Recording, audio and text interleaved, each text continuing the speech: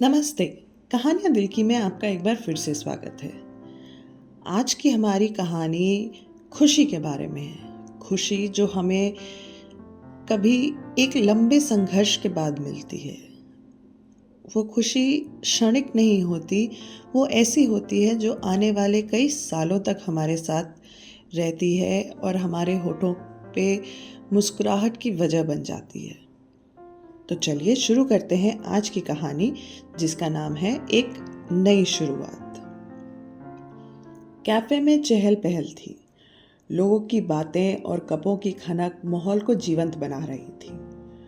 रोहन एक कोने में मेज पर बैठा खोया गुमसुम सा अपने कप को घुमा रहा था। उसके सामने उसका पुराना दोस्त समीर आगे की तरफ झुका बैठा था। उसके चेहरे पे चिंता और जिज्ञासा का मिश्रण दिख रहा था। तो रोहन, समीर ने चुप्पी तोड़ते हुए कहा, जब पिछली बार हमारी बात हुई थी तो तुम कुछ परेशान लग रहे थे, पर आज तुम्हें देखकर जितना तुमने वजन खोया है और आंखों के नीचे जो काले धब्बे हैं, मुझे नहीं लगता वो थोड़ी सी परेशानी थी।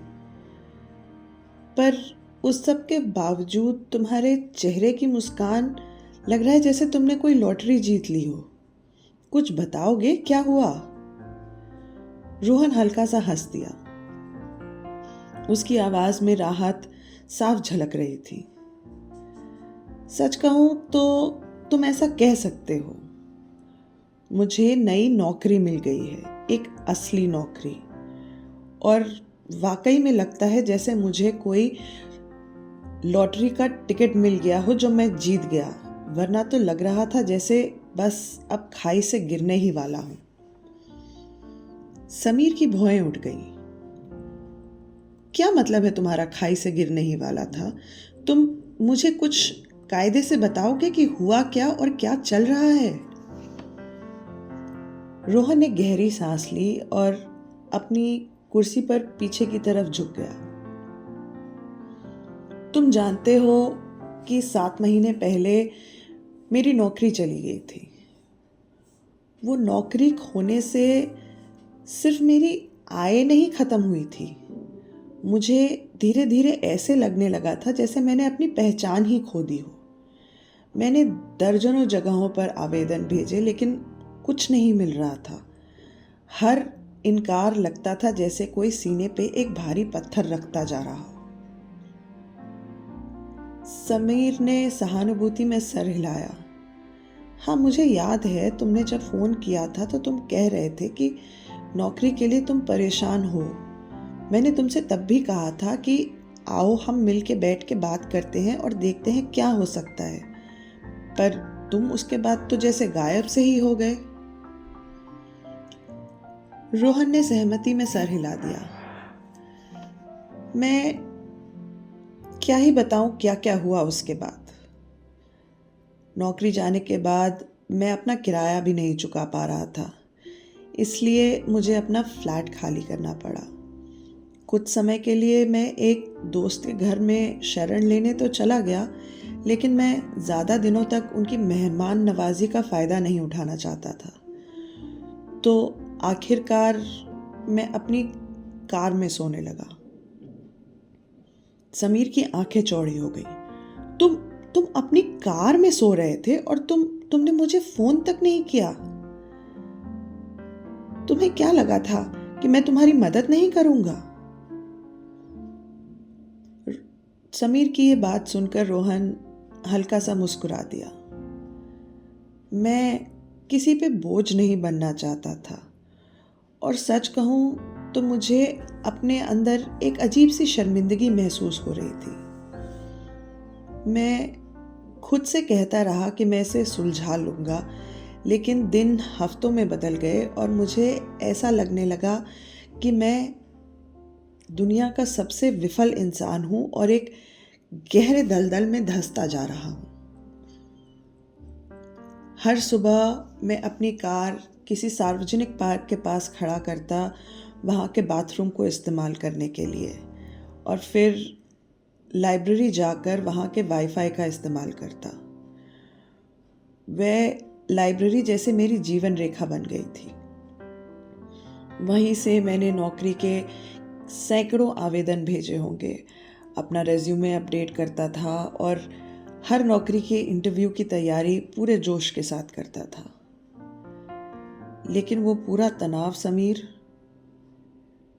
धीरे धीरे एकदम असहनीय होता जा रहा था। कई रात तो मैं सो भी नहीं पाता था। मेरा दिमाग सिर्फ यही सोचता रहता, क्या होगा अगर सब खत्म हो जाए तो, अगर मैं इस दलदल से कभी निकल ही ना पाऊं। और फिर यह भी डर था कि क्या होगा अगर लोगों को पता चले कि मैं अपनी गाड़ी में सो रहा हूं, फिर कौन देगा मुझे नौकरी। और अगर मेरी कार टो हो गई तो, अगर मैं किसी कारणवश बीमार पड़ गया तो अस्पताल जाने तक के भी पैसे नहीं थे मेरे पास। समीर ने दुखी होते हुए सर हिला दिया। मैं सोच भी नहीं सकता रोहन कि तुम इतनी सब परेशानियों से गुजर रहे थे, पर तुम्हें आज देखकर लगता है कि हालात अब बदल गए हैं और तुमने हार नहीं मानी। समीर ने जब ये कहा तो रोहन मुस्कुरा दिया। सही कह रहे हो समीर, हार तो नहीं मानी, क्योंकि इस सब परेशानी के बावजूद मेरे दिमाग में सिर्फ एक ही ख्याल था कि चाहे कुछ भी हो जाए, हार मानना मेरे विकल्पों में है ही नहीं। लेकिन ऐसा नहीं है कि कभी मैंने उस दौरान महसूस नहीं किया कि सब कुछ छोड़ दूं। तो फिर क्या बदला? समीर ने पूछा। तुमने इस सब से बाहर निकलने की हिम्मत कैसे जुटाई और क्या बदल गया है अब? बस एक दिन जब मैं लाइब्रेरी में बैठा था तो एक पैम्फलेट देखा मैंने, जॉब फेयर का, रोहन ने कहा। मैंने लगभग न जाने का विचार मन में बना लिया था, क्योंकि मुझे लग रहा था क्या ही फायदा होगा, यहाँ पर भी सिर्फ नाकामी ही हाथ आएगी। लेकिन कहीं मन में एक विचार था कि जहाँ इतनी कोशिश कर रहा हूँ, ये एक जगह और भी देख लें, शायद ही कुछ मिल जाए। और फिर? समीर ने सवाल किया। रोहन एक बार फिर से मुस्कुरा दिया। वहां जब मैं पहुंचा तो एक बड़ा अजीब सा माहौल था। लग रहा था जैसे लोगों का सैलाब आ गया हो। लंबी लंबी कतारें और आत्मविश्वास से भरे हुए मुझसे कितने ही कम उम्र के लोग वहां पे अपने रेज्यूमे देते हुए एकदम आत्मविश्वास से भरे हुए। मुझे तो डर लग रहा था। एक अजीब सी इन्फीरियरिटी की फीलिंग आ रही थी कि इन सब के बीच मेरा क्या ही होगा। पर फिर मैंने सोचा, अब जब यहाँ तक आ ही गया हूँ तो अलग अलग बूथ पे जाके कोशिश भी करके देख ही लेते हैं, क्या पता कुछ। तुम्हारी बात सुन के लग रहा है कि ये काम आसान नहीं रहा होगा। फिर क्या हुआ? हर बूथ पे जाके अपना रेज्यूमे देकर उनसे बात करते करते मैं आखिरकार एक लॉजिस्टिक्स कंपनी के बूथ पर पहुंचा। वो कंपनी वेयरहाउस ऑपरेशन मैनेजर के लिए किसी को ढूंढ रही थी। ओहो, तुम्हारा तो इसमें कोई भी एक्सपीरियंस नहीं है। फिर क्या किया तुमने? सच कहूँ तो मैंने एकदम ईमानदारी से उनसे बात की।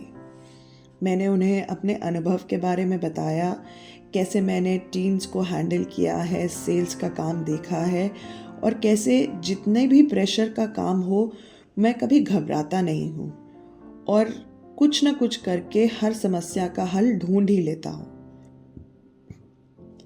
पर मैंने उनको ये भी बताया कि इस काम का मुझे उतना एक्सपीरियंस नहीं है। लेकिन अगर वो मुझे मौका देंगे तो मैं इस नौकरी में अपनी पूरी जी जान लगा दूंगा, क्योंकि मुझे इसकी सख्त ज़रूरत है। समीर ने सराहना भरे स्वर में कहा, ये इस तरह से बात करना काफ़ी साहस का काम है। हाँ, उस समय तो बस पता नहीं क्या ही जुनून सर पे सवार था। अच्छा ये था कि उन्होंने मेरी बात ध्यान से सुनी और उनके बीच एक मिस्टर शाह थे, जिन्होंने मुझे अपना कार्ड देते हुए कहा कि अगले हफ्ते के लिए मैं फ़ोन करके इंटरव्यू शेड्यूल कर लूँ। वो पूरे जॉब फेयर में पहले इंसान थे जिन्होंने मुझसे ऐसा कुछ कहा, और सच कहूँ तो मैंने लगभग कार्ड हाथ से गिरा ही दिया था, क्योंकि मुझे तो विश्वास ही नहीं हो रहा था कि ऐसा कुछ होगा। समीर मुस्कुरा दिया, तो पहली सीढ़ी तो तुमने चढ़ ली दोस्त, आगे क्या हुआ? मैं जानता था कि ये सिर्फ शुरुआत है और इसका मतलब मंजिल पहुंच जाना नहीं था। तो मैंने पूरा हफ्ता मन लगा के लॉजिस्टिक्स पे ढेर सारी किताबें पढ़ी, ऑनलाइन कई सारे वीडियोस देखे इस जॉब के बारे में, और जो जो सवाल वो पूछ सकते थे हर वो संभावित सवाल की मैंने प्रैक्टिस की, क्योंकि मैं ये मौका गंवाना नहीं चाहता था। तो फिर क्या हुआ इंटरव्यू में? समीर ने पूछा। इंटरव्यू बहुत ही कठिन था, लगभग 2 घंटे चला। उन्होंने हर चीज़ पे सवाल किए, इन्वेंट्री मैनेजमेंट से लेके टीम को कैसे हैंडल करूँगा, हर चीज़ का एकदम बारीकी से मुझसे एक एक सवाल किया। मुझे लगता है मेरे फेवर में जो बात काम कर गई वो था मेरा पूरे समय एक शांतिपूर्ण तरीके से उनके हर सवाल का सोच समझकर जवाब देना, बिना किसी हड़बड़ी के। 2 घंटे के अंत में मिस्टर शाह मुस्कुराते हुए मुझसे कहने लगे कि समीर, आपके समय के लिए धन्यवाद, हम आपसे संपर्क करेंगे। उस समय मुझे थोड़ी सी उम्मीद और जगी, क्योंकि सीधा ना नहीं था। तो शायद, तो तुम्हें नौकरी मिली कि नहीं मिली, आगे तो बताओ, समीर बोल पड़ा। हाँ, 2 दिन 48 घंटे पागलों की तरह अपना फ़ोन बार बार चेक करना, लाइब्रेरी में पूरे टाइम पे चार्ज पे लगा के रखने के बाद मैं अपनी गाड़ी में एक शाम बैठा था और मेरा फ़ोन बजा। कॉल पर मिस्टर शाह थे। उन्होंने कहा, बधाई हो रोहन, हम आपको ये पद ऑफर करना चाहते हैं। समीर, तुम विश्वास नहीं करोगे, मेरे हाथ से तो जैसे फ़ोन ही गिरा जा रहा था। मैंने उन्हें कम से कम 100 बार धन्यवाद कहा होगा। समीर हंस पड़ा। अगर तुम्हारी जगह मैं होता तो मैं भी यही करता। सच कहूँ, उस दिन लगा जैसे मेरे कंधों से हजारों किलो का बोझ उतर गया हो, रोहन ने कहा। आखिरकार मुझे जिंदगी फिर से बनाने का एक मौका मिल गया था, और सबसे अच्छी बात, इस नौकरी के साथ मुझे एडवांस पेमेंट भी मिली है, जिससे मैंने एक छोटा सा कमरा किराए पर ले लिया है। और अब गाड़ी में सोने का सिलसिला आखिरकार खत्म। समीर ने सिर हिलाते हुए एक मुस्कुराहट भरी नज़रों से रोहन की तरफ देखा। रोहन, तुम्हारी कहानी एकदम अविश्वसनीय है। इतनी मुश्किल समस्याओं से गुजरते हुए क्या था जिसने तुम्हें प्रेरित रखा? रोहन ने कुछ देर सोचा और फिर बोला, सच कहूं तो 2 चीजें थी। पहली, मैंने खुद को हमेशा याद दिलाया कि चाहे जो हो जाए, हार मानने का विकल्प है ही नहीं। जिंदगी में जितना नीचे जा सकता था पहुंच गया हूं, अब इसके आगे सिर्फ ऊपर ही ऊपर जाना है। और दूसरा, मेरे माता पिता के बारे में मैं बार बार सोचता था। उन्होंने मुझे हमेशा सिखाया था कि चुनौतियों का सामना करना चाहिए, उनसे कभी भागना नहीं चाहिए। समीर फिर से मुस्कुराया। मुझे तुम पर गर्व है दोस्त, सिर्फ नौकरी पाने के लिए नहीं, बल्कि यहाँ तक पहुँचने के लिए। इसके लिए जो अंदरूनी ताकत लगती है, उसके लिए। रोहन ने अपनी कॉफ़ी की एक और चुस्की ली और संतोष के साथ कुर्सी पे पीछे की तरफ होकर बैठ गया। जानते हो समीर, ये नौकरी सिर्फ तनख्वाह के बारे में नहीं है, ये उम्मीद के बारे में है। ये मुझे आने वाली मेरी ज़िंदगी के हर पल में याद दिलाएगी कि अपने सबसे बुरे समय में भी अगर तुम कोशिश करते रहो तो कोई ना कोई रास्ता ज़रूर निकल आता है। समीर ने भी अपना कप उठाया और एक टोस्ट में रोहन की तरफ बढ़ा दिया। एक कॉफ़ी नई शुरुआत के लिए। तुम्हारी ये दृढ़ता की कहानी एकदम अद्भुत है रोहन। रोहन ने अपना कप समीर के कप से टकराया। उसकी मुस्कान राहत, गर्व और उसके अंदर से आती हुई खुशी दर्शा रही थी। वह ये जानता था कि उसने न सिर्फ संघर्ष किया, बल्कि उस संघर्ष के आगे जीत पाई। ऐसी जीत जो उसके जीवन में हर मुश्किल पल में अब उसको एक मुस्कान के साथ आगे बढ़ने का हौसला देगी। आज की कहानी इतनी ही।